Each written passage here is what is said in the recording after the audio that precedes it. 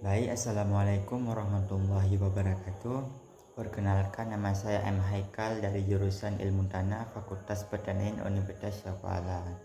Di sini saya akan membuat tugas untuk memenuhi salah satu tugas mata kuliah praktikum geomorfologi dan analisis lanskap dari kelas 01, yaitu tentang pembentukan geomorfologi dan bentuk-bentuk lahan karst. Baik, sebelum memasuki lebih lanjut tentang pengertian dan pembagian dari bentuk-bentuk lahan karst, yaitu yang pertama sekali kita perlu tahu apa sih yang dimaksud dengan lahan karst. Lahan karst adalah bentang alam khas yang terbentuk akibat pelarutan batuan karbonat seperti batu gamping atau dolomit oleh air. Ciri utamanya meliputi cekungan tertutup atau yang biasa disebut dengan dolen, langkahnya sungai permukaan, aliran air bawah tanah, dan gua. Lahan ini memiliki pola hidrologi unik dan sering ditemukan di wilayah berbatuan yang mudah terlarut dengan porositas sekunder dan berkembang baik. Untuk proses pembentukan lahan karst ini dimulai ketika air hujan yang mengandung karbon dioksida atau biasa kita sebut dengan CO2 membentuk asam karbonat yang melarutkan batuan karbonat seperti batu gamping.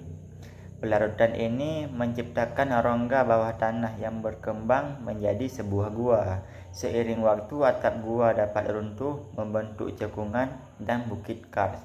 Proses ini berlangsung selama ribuan hingga jutaan tahun dan dipengaruhi oleh curah hujan yang tinggi dan suhu yang hangat. Jadi mengenai dengan bentuk lahan karst terbagi menjadi dua bagian, yaitu bentuk lahan negatif dan bentuk lahan positif. Mengenai bentuk lahan negatif, yaitu bentuk lahan yang berada di bawah rata-rata permukaan setempat sebagai akibat proses pelarutan, runtuhan maupun terban.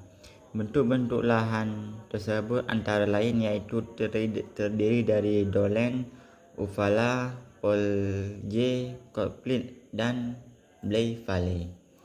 Yang pertama yaitu dolen. Dolen merupakan bentuk lahan yang paling banyak dijumpai di kawasan karst, bahkan di daerah beriklim sedang. Karstifikasi selalu diawali dengan terbentuknya dolen tunggal akibat dari proses pelarutan yang terkonsentrasi. Tempat konsentrasi pelarutan merupakan tempat konsentrasi kekar, tempat konsentrasi mineral yang paling mudah larut, perpotongan kekar, dan bidang perlapisan batuan miring. Dolen-dolen tunggal akan berkembang lebih luas dan akhirnya dapat saling menyatu. Kedua yaitu ufala. Ufala adalah cekungan tertutup yang luas yang terbentuk dari gabungan dari beberapa danau dolen. Ufala memiliki dasar yang tak teratur yang mencerminkan ketinggian sebelumnya dan karakteristik dari lereng dolen yang telah mengalami degradasi serta lantai-lantai dasarnya tidak serata polje.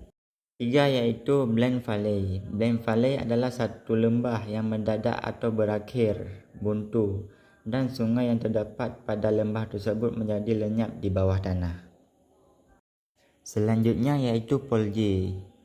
Polje menurut Font dan N. William dalam tulisannya yaitu cekungan, yang mana cekungan tersebut tertutup pada medan karst dan yang luas dan memiliki dasar rata. Selanjutnya yaitu lembah karst. Lembah karst merupakan lembah kawasan karst yang terbentuk oleh kombinasi proses fluvial dan pelarutan. Sweeting mengklasifikasikan lembah karst menjadi lembah alogenik, lembah buta, lembah saku, dan lembah kering. Lembah alogenik terbentuk karena sungai berhulu di daerah non-karst mengalir dan memotong daerah karst. Pembagian kedua dari bentuk lahan karst yaitu bentuk lahan positif. Bentuk lahan positif yaitu terbagi kepada tiga, yaitu ada Kegel karst, Tur karst, dan stalaktit ataupun stalagmit. Yang pertama yaitu Kegel Karst, merupakan suatu bentuk lahan karst tropik yang didirikan oleh sejumlah bukit berbentuk kerucut yang kadang-kadang dipisahkan oleh chalk pit ini saling berhubungan satu sama lain dan terjadi pada suatu garis yang mengikuti pola kekar. Yang kedua yaitu Turmskarst. Turmskarst merupakan istilah yang berpadanan dengan menara karst, Mogotewil, Pepinohill dan ataupun Pinnacle Karst. Turmskarst ini merupakan bentuk A positif yang merupakan sisa proses solusional. Menara karst ataupun Turmskarst terdiri atas perbukitan belerang curam atau vertikal yang menjulang tersendiri di antara daratan aluvial. Yang terakhir yaitu stalaktit dan stalagmit. Stalaktit adalah bentukan meruncing yang menghadap ke bawah dan menempel pada langit-langit goa yang terbentuk akibat akumulasi batuan karbonat yang larut akibat adanya banjir. Stalagmit hampir mirip dengan stalaktit namun berada di bawah lantai dan menghadap ke atas. Baik, cukup sekian dari video ini. Lebih dan kurang saya mohon maaf. Wabillahi taufiq wal hidayah. Wassalamualaikum warahmatullahi wabarakatuh.